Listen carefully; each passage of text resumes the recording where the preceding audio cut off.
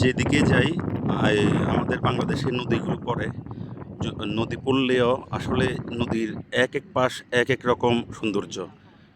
আমরা অ্যাভেলেবেল আমরা নদী দেখি। বিশেষ করে আমরা যারা ফেনী অঞ্চলের মানুষ তারা আমরা যে দিক দিয়ে যাই আমাদের অনেকগুলো নদী পড়ে। এর মধ্যে ডাকাতিয়া নদী, তারপরে আরও বিভিন্ন নদী আছে, ফেনী নদী। তবে নদীর একটা সৌন্দর্য হচ্ছে যে আপনি এক এক প্রান্ত থেকে এক এক রকম সৌন্দর্য উপভোগ করা যায়। সালমান, কি বলো? মানে এই যে মনে করো ওদের কাছে কেমন লাগছে আমি জানি না।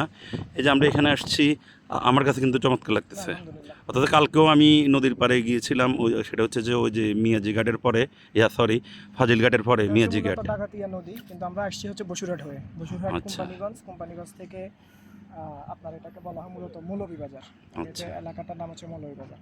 এটা একটু দেখান, এটা হচ্ছে ছিল মূলত পূর্বে একটা ব্রিজ ছিল, সুইচ গেট ছিল। সুইচ গেট ছিল। ওই দিকের মানুষ এদিকে আসা যাওয়া করতে পারতো, কিন্তু এখন এটা বন্ধ হয়ে এখন গেছে। পুরা মানে পুরা এই একটা সুইচ গেট অথবা একটা ব্রিজের কারণে দুইটা গ্রাম এখন বিচ্ছিন্ন হয়ে গিয়েছে। আগে যেটা খুব সহজ কিন্তু ছিল। এখন নৌকা দিয়ে আসতেছে। যাই হোক, পরিবেশটা আমার কাছে চমৎকারই লাগছে, নিরিবিলি, জনবসতি নেই বললেই চলে।